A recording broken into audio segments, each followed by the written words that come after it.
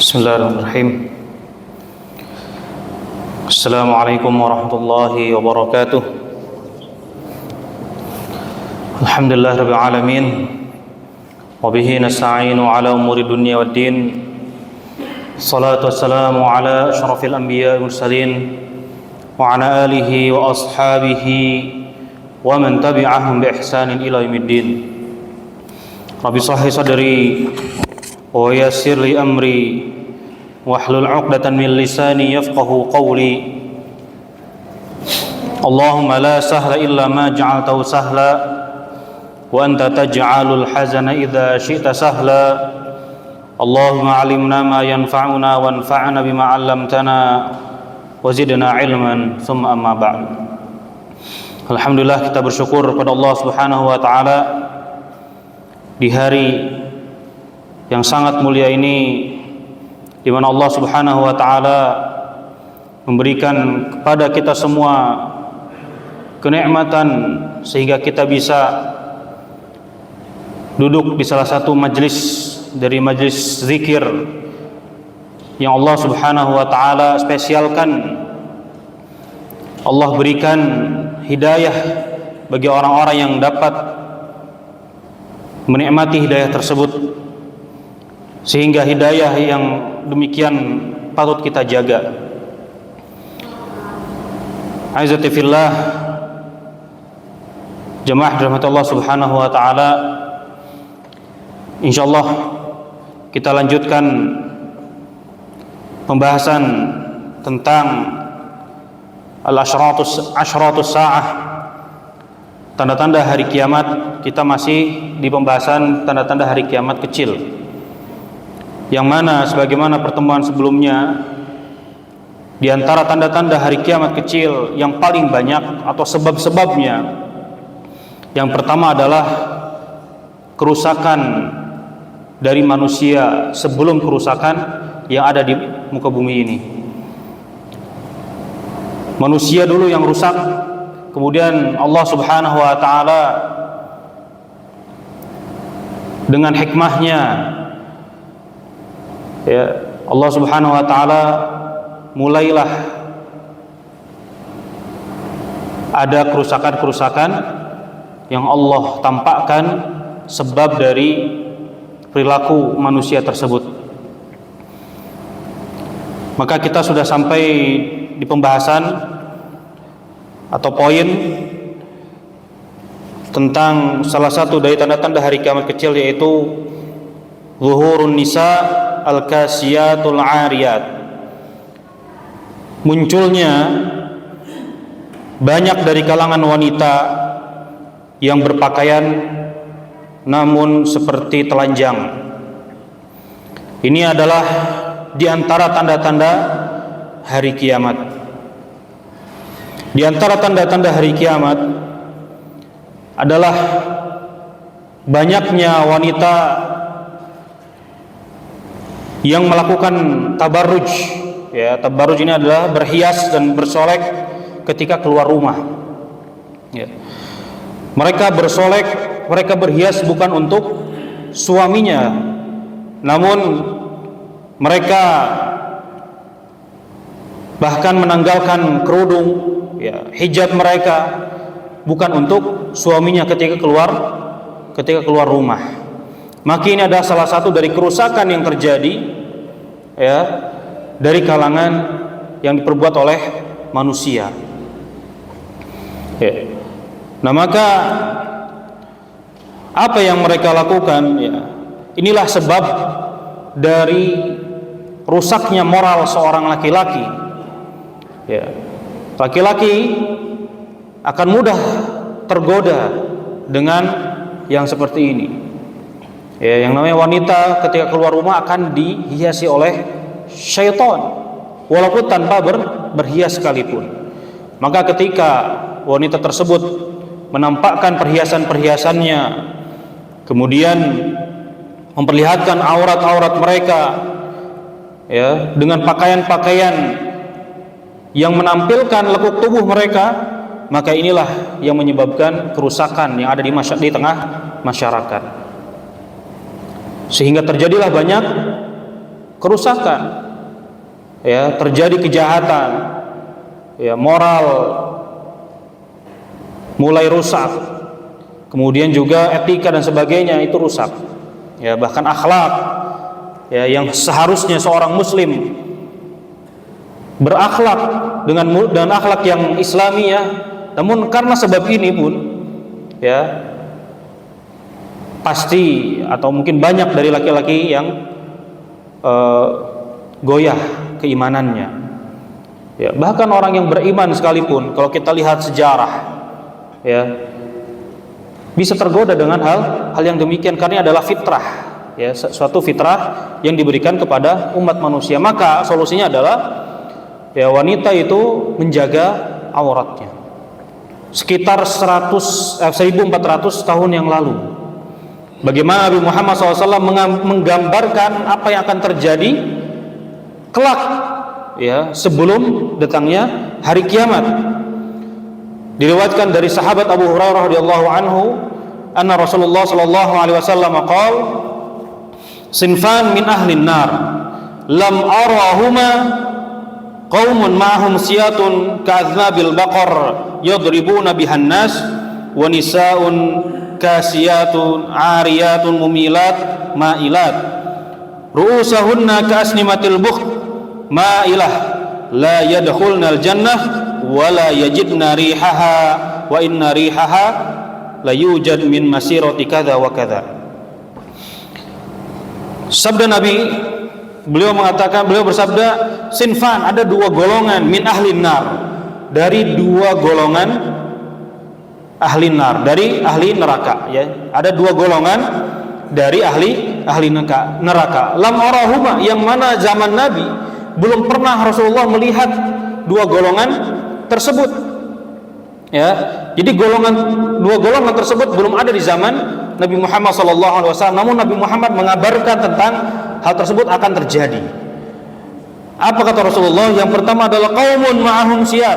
Ada suatu kaum yang mana mereka selalu membawa cemeti atau pecut, ya, seperti buntut sapi, yang mana dengannya mereka memukul manusia.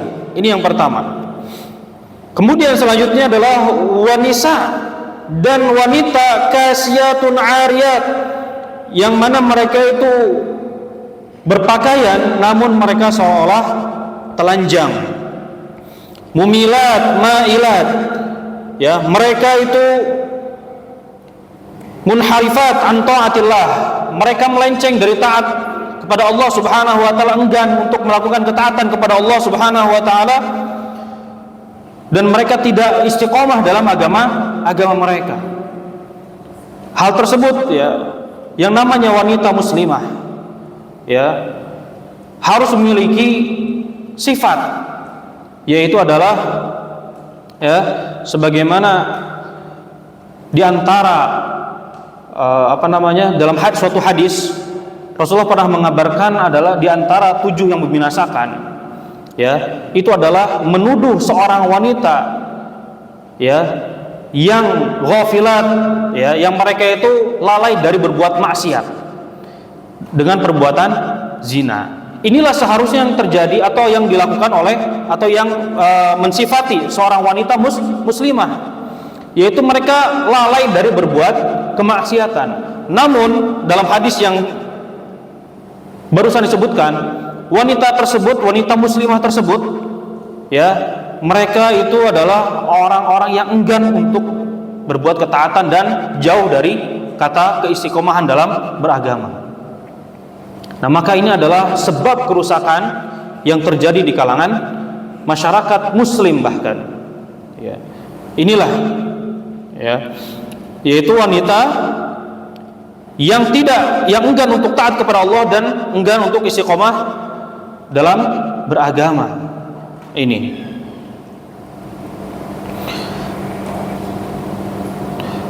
mumilat, sifat dari wanita tersebut juga mumilat, yaitu adalah melenceng, ya, merusak, atau kalau bahasa sekarangnya itu apa? Toksik, ya, merusak orang lain, merusak wanita yang lain, ya. Dia enggak gak mau rusak sendiri, tapi merusak orang lain.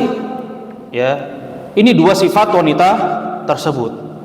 Kemudian juga Rasulullah menyebutkan di antara sifat wanita tersebut adalah ru'usahunna ka'asnimatil bukht ma'ilah, yang mana kepalanya itu seperti punuk unta. Ya, kepalanya seperti punuk unta. Kalau kita lihat ya, misalkan di antara kalangan wanita yang mereka memakai kerudung tapi seolah-olah ada punuk untanya ya di kepalanya. Nah, ini juga termasuk tanda-tanda yang disebutkan oleh Rasulullah SAW akan terjadi di akhir zaman. Ini menunjukkan bahwasannya di zaman Rasulullah hal tersebut tidak ada. Dan ini adalah salah satu tanda-tanda hari kiamat yang akan terjadi sebelum adanya kiamat besar.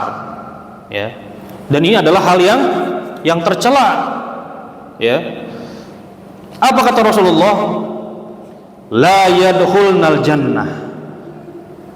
Ya, dampak dari apa yang mereka lakukan, dua golongan tersebut, apa kata Rasulullah? La yadkhulnal jannah, mereka tidak akan masuk surga. La yadkhulnal jannah. Ya, mereka tidak masuk surga. Apalagi yang kita cari di dunia ini, kalau Rasulullah SAW sudah mengatakan tidak akan masuk surga. Untuk apa manusia tersebut hidup di dunia ini?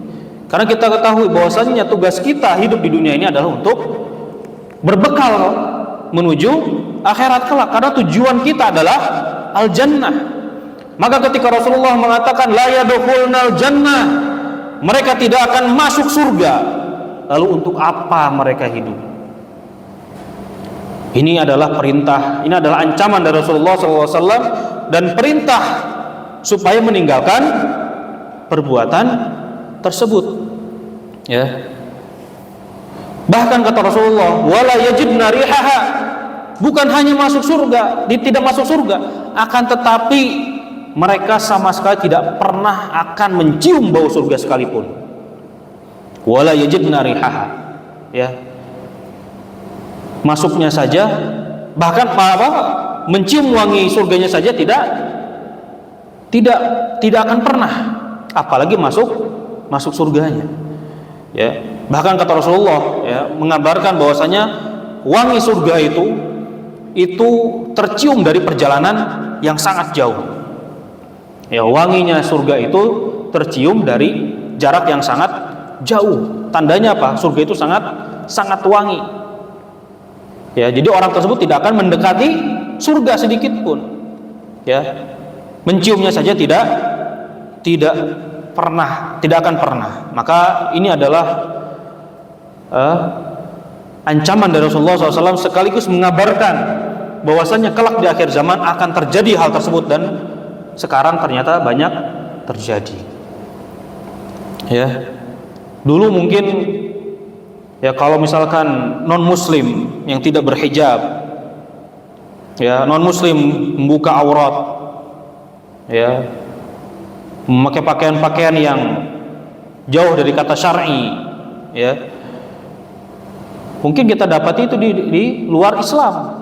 Tapi sekarang nauzubillah ya, summa nauzubillah, ternyata banyak terjadi dan dilakukan oleh kaum muslimat.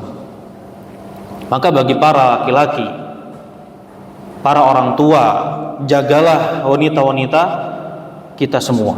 Jangan sampai ada orang, salah satu wanita di keluarga kita menjadi sebab kerusakan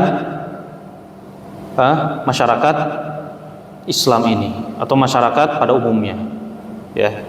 Nah, inilah diantara tanda-tanda hari kiamat.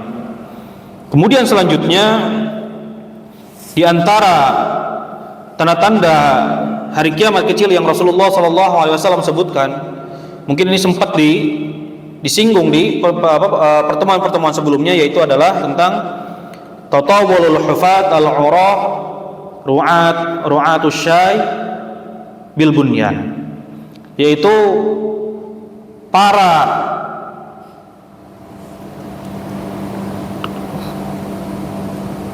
orang-orang yang telanjang kaki ya, orang yang suka nyeker, ya, orang-orang yang miskin disebutkan, kemudian penggembala kambing berlomba-lomba meninggikan bangunan. Maksudnya apa? Orang-orang yang dahulu di zaman Rasulullah SAW terkenal, mereka itu adalah orang-orang yang miskin. Mereka ciri-cirinya adalah apa? Mereka tidak menggunakan alas kaki, ya, tidak pernah menggunakan alas kaki. Dan yang mereka lakukan adalah menggembala kambing. Apa yang terjadi? Mereka semua kelak di akhir zaman, ya, mereka akan berlomba-lomba saling meninggikan bangunan. Ya, dulu di zaman Rasulullah mereka adalah para penggembala kambing yang nyeker kakinya, ya, yang mereka itu jauh dari yang namanya harta. Namun di akhir zaman mereka tersebut, kata Rasulullah, mereka akan berlomba-lomba saling meninggikan bangunan, ya. Dan ini terjadi sebagaimana yang diinformasikan oleh Rasulullah SAW, ya, yaitu di zaman sekarang, ya, orang-orang yang dulu biasa menggembala kambing, mereka mulai, ya, berbangga-bangga dengan tinggi bangunan yang mereka bangun. Yang mana pada zaman Nabi dulu mereka adalah orang-orang yang miskin, yang tidak beralaskan kaki, dan juga mereka adalah para penggembala kambing. Nah, maka hal tersebut terjadi setelah Futuhat al-Muslimin, ya, kaum muslimin, orang-orang Arab, mereka sudah membuka daerah-daerah, ya, atau memerdekakan daerah-daerah. Ya, kalau dalam Islam Futuhat itu adalah membuka suatu daerah, ya, kemudian diislamkan, kemudian dimakmurkan. Inilah, ya, bedanya ketika suatu pasukan kaum muslimin mendatangi suatu daerah. Ya, kalau orang-orang kafir, ya, orang-orang selain Islam, mereka biasanya ketika mendatangi suatu negara, suatu daerah, itu akan menguras, menjajah, ya, mengambil hartanya. Bahkan diantara mereka ada yang menzolimi penduduknya. Itulah yang terjadi. Namun Islam, kenapa Islam itu disebut dengan futuhat, pembukaan daerah, ya, maksudnya apa? Dibuka, ya, diedukasi, dimakmurkan daerah tersebut. Nah, sehingga apa? Di antara sebab-sebab futuhat tersebut adalah berlimpahnya harta, berlimpahnya kekayaan daerah tersebut. Ya, inilah bedanya negara Islam dengan yang dibuka oleh Islam dengan yang dijajah oleh orang-orang selain Islam. Ya, dimakmurkan, masyarakatnya dibikin makmur, bukan negara yang menyerangnya yang bikin makmur, tapi itulah Islam. Ya, makanya Islam ini, ya, rahmatan lil alamin. Ya, salah ketika mereka mengatakan Islam itu teroris, Islam itu suka membom dan sebagainya. Tidak, salah. Ya, Islam itu ketika membuka suatu daerah akan memakmurkan daerah tersebut. Ya, seperti itu. Nah, maka ketika daerah tersebut sudah makmur, maka orang-orang yang dulunya penggembala domba, penggembala kambing, mereka berlomba-lomba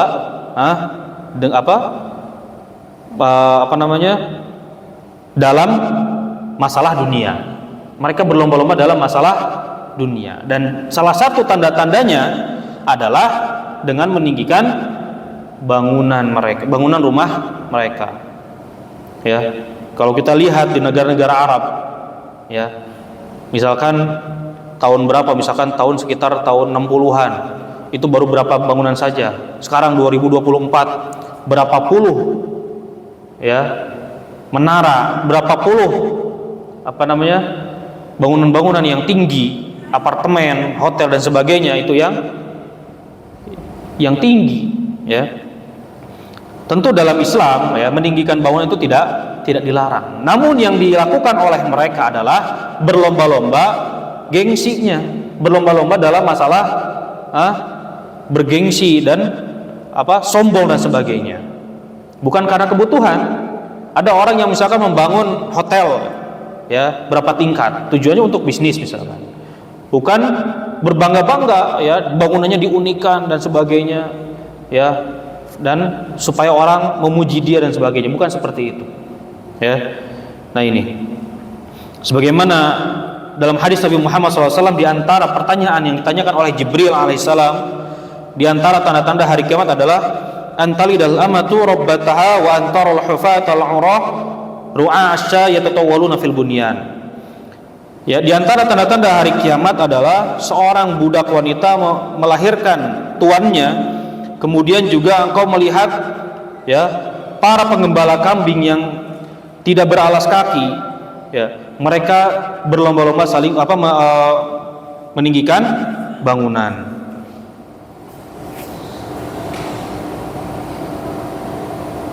Kemudian ketika Rasulullah ditanya, siapakah mereka?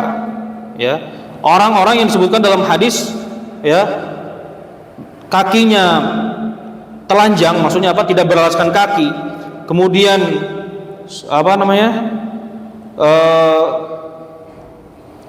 penggembala domba, ya, siapakah mereka? Kata Rasulullah orang-orang Arab, ya, orang-orang Arab.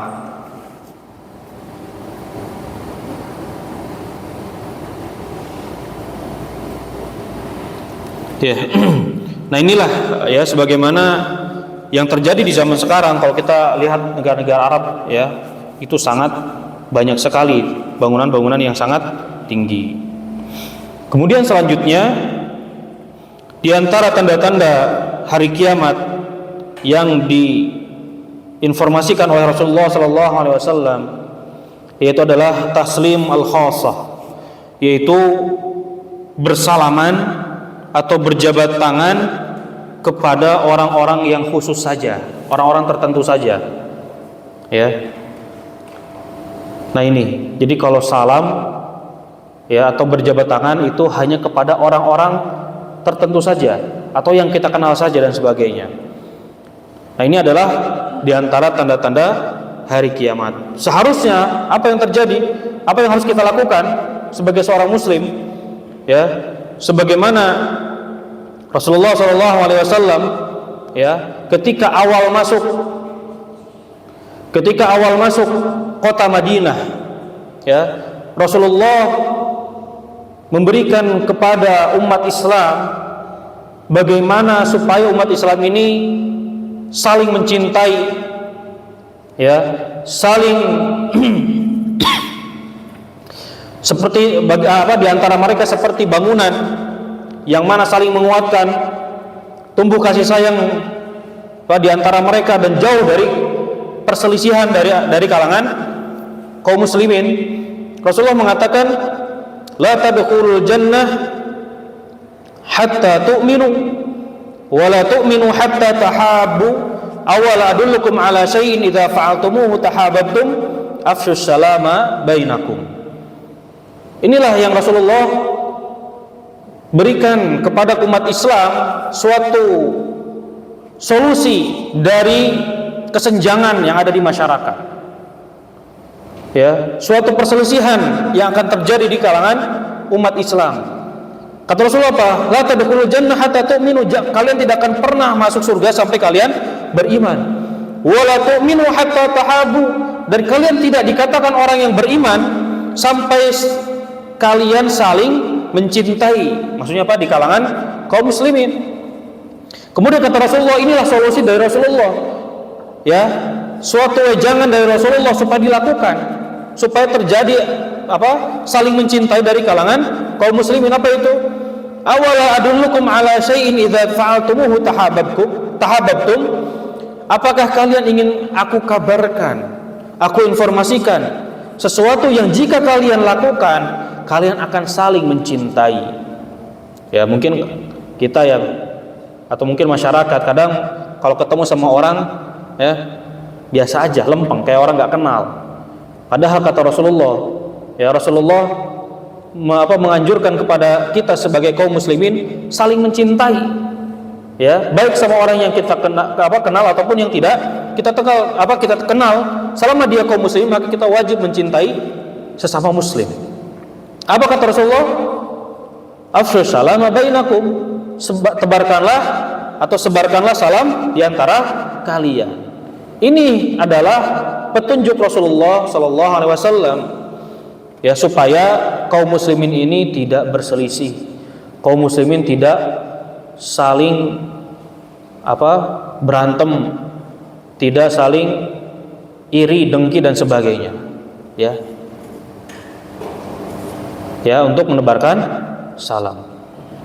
Kalau kita lihat bagaimana ya terjadi di kalangan kaum muslimin, orang misalkan jatuh didiemin nggak? Banyak didiemin.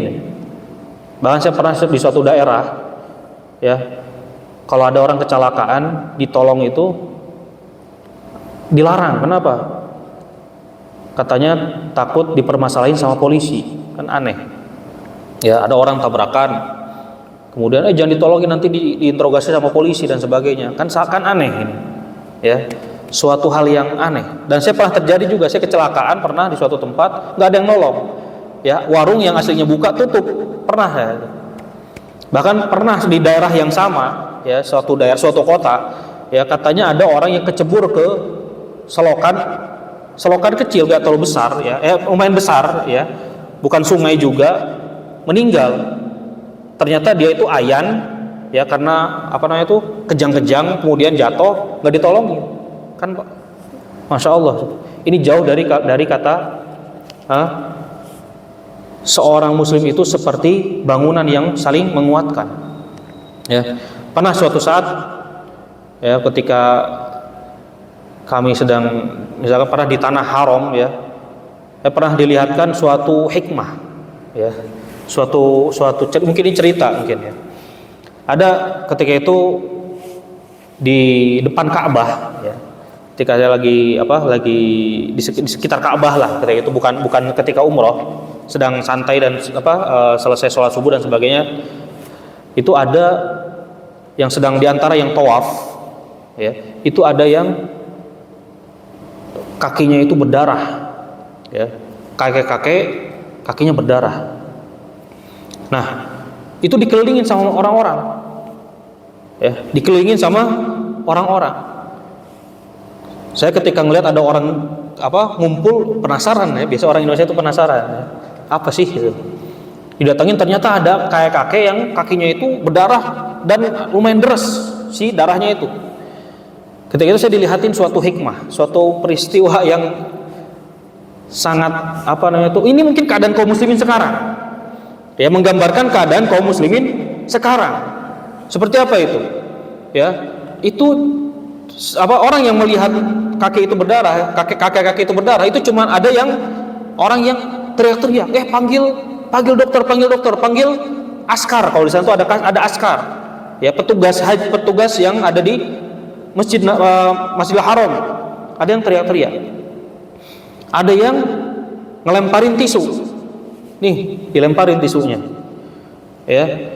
Ada yang cuma ngasih solusi, ya, ada yang ngasih solusi. Itu tisu, ya, dibuntel, ditekan sekitar 5 menit, nanti darahnya berhenti katanya. Nggak tahu, ketika itu saya di situ kok kayak tahu apa yang mereka ucapin katanya gitu. Ya, padahal itu dari berbagai macam negara itu yang ngomong itu. Ya, itu tekan 5 menit, ya, darahnya nanti berhenti. Ya, seketika ada orang Indonesia yang dia itu kalau Indonesia, kenapa tahu orang Indonesia? Kalau orang Arab itu sorbannya di kepala, kalau orang Indonesia sorbannya di mana? Di leher, ya, Pak. Kalau seorang Indonesia sorbannya di leher. Ya, ada orang Indonesia, ya, mengumpulkan informasi semua itu, kemudian si tisu yang tadi dilemparin itu dibuntel bener, kemudian apa? Diteken ya ke si kaki yang berdarah itu, kemudian sorbannya itu dililitin ke kaki itu, diikat kenceng, kemudian orang Indonesia ini dipeluk sama si kakek-kakek tadi. Kalau Anda lihat ya peristiwa ini persis seperti keadaan kaum muslimin sekarang. Ya, nah ini kan pusatnya kaum muslimin itu di Mekah. Ya. Bagaimana ketika saudaranya seorang sesama muslim ya mengalami suatu musibah, ya sedikit yang action, ya sedikit yang action. Ya ketika saat itu saya bangga dengan orang Indonesia itu. Wah, orang Indonesia ini. Kemudian bayangkan ketika misalkan di Ka'bah, depan Ka'bah, ya depan Hajar Aswad, kalau yang pernah umroh atau haji, ya semoga kita semua diberikan rezeki oleh Allah Subhanahu Wa Taala supaya bisa haji dan umroh, Allahumma amin. Ya itu di depan Hajar Aswad, bagaimana kaum muslimin ya saling menyakiti hanya ingin mencium Hajar Aswad. Ada yang saling sikut, ada yang keinjek, ada yang lompat kemudian nginjekin kepala jamaah yang ada di sekitarnya. Ada ibu-ibu ditarik kerudungnya kebuka. Ya Allah, ini bagaimana ini depan Ka'bah? Ya. Mereka beribadah namun melakukan dosa. Nah, ini jangan sampai terjadi. Ya. Rasulullah jelas ya. Sesama kaum muslimin itu kita harus saling bersaudara. Bahkan kata Rasulullah ya, sesama muslim itu sebagaikan satu jasad, yang mana ketika ada satu jasad ini yang sakit, yang lain akan yang ada yang menggigil ya karena merasakan kesakitannya, kemudian juga ada yang menolong dan sebagainya, mengobati dan sebagainya. Ya. Nah, inilah keadaan yang diinformasikan oleh Rasulullah SAW, bahwasannya